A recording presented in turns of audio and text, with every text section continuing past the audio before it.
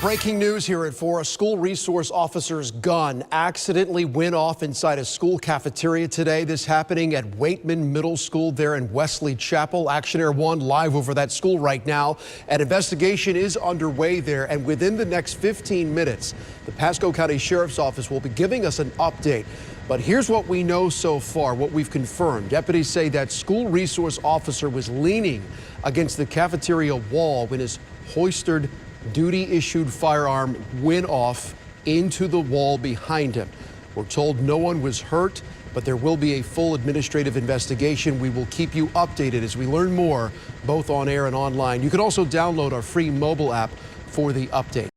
There'll be an open internal investigation to determine what, if anything, happened with the firearm, with the officer's actions, and he has been reassigned from Waitman Middle School as the SRO as normal standard protocol during one of these types of investigations. Is there a chance that this officer did nothing wrong and it was actually the weapon that malfunctioned? Is that a possibility? It is a possibility. We have expert armorers that are going to break that weapon down and take a look at it to find out what happened to cause that weapon to discharge. When something like this happens, what are the first things that you look at? Like what could possibly cause something like that? Well, the first thing we do is make sure no one is injured. We're looking around at students, staff, and the SRO himself. But there are a number of safety features on the threat level 3A holsters that we carry with our firearms. So there are a number of dynamic factors involved with fine motor skill functions that would cause that to happen. So we have to really kind of dissect that. And we have a group of expert detectives looking into that now to find out, what, if anything, happened. Specifically, what type of firearm was this? It is a 6 Sauer 9mm.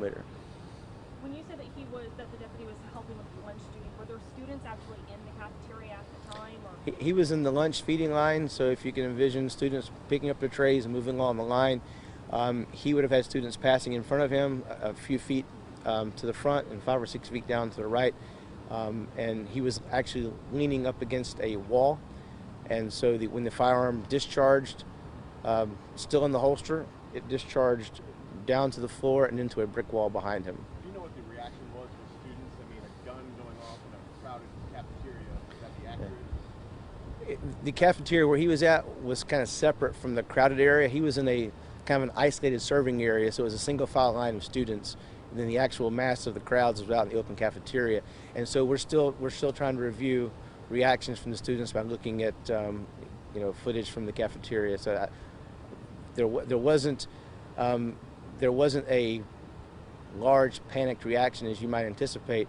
In fact, it was quite the opposite, exactly.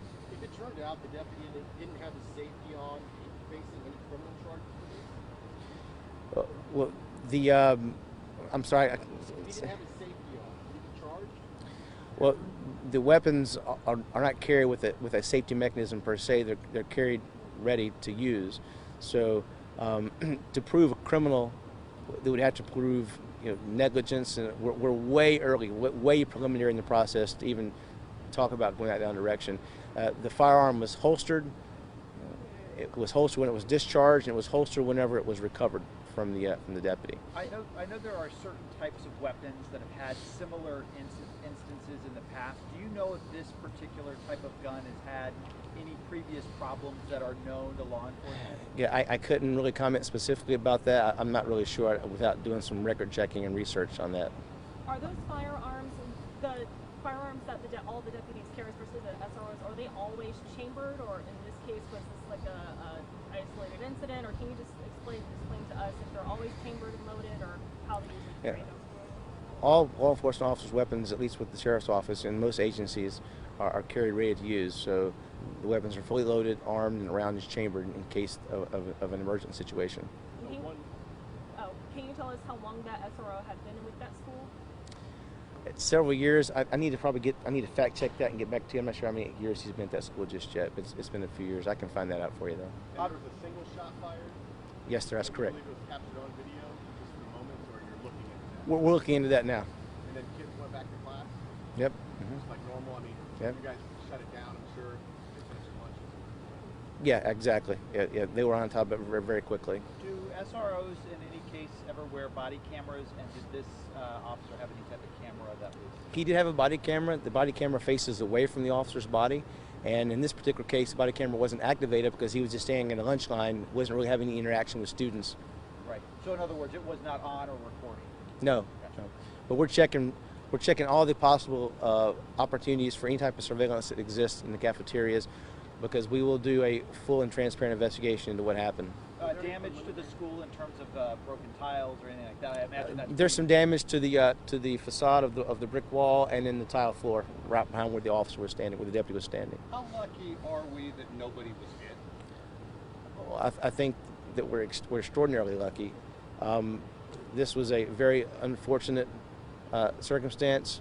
We're very fortunate that the round struck a tile, piece of floor, and some brick. Absolutely, we're very, very fortunate. Now, to me, and I don't know a lot about guns, but the common reaction is, how in the world does a gun discharge when it's in your holster? How would that happen? That's exactly what we like to know ourselves, and that's why we're conducting a very thorough investigation to find out exactly what happened that would cause a weapon in the holster to discharge around. Is there any message you'd like to send out to parents who may, obviously they're breathing a sigh of relief this Absolutely. afternoon, and I think they realize this was not anything intentional on the SRO's part, who probably cares very deeply about these kids, but is there a message that you want to send out to parents?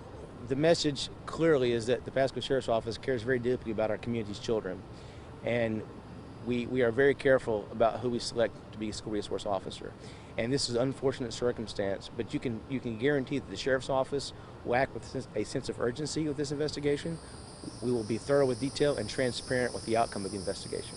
I know it's preliminary, but the deputy must have been startled. Did he say anything you can tell us about how? The deputy was very distraught and felt horrible that this situation has occurred. I mean, he was visibly bothered by the circumstances, and as we said, we have reassigned him temporarily, which is a matter of routine in a case like this for the investigation to play out. When you say reassigned, is he not at another school, or He's been temporarily reassigned out of school resource officer duty for the time being, while the investigation is ongoing.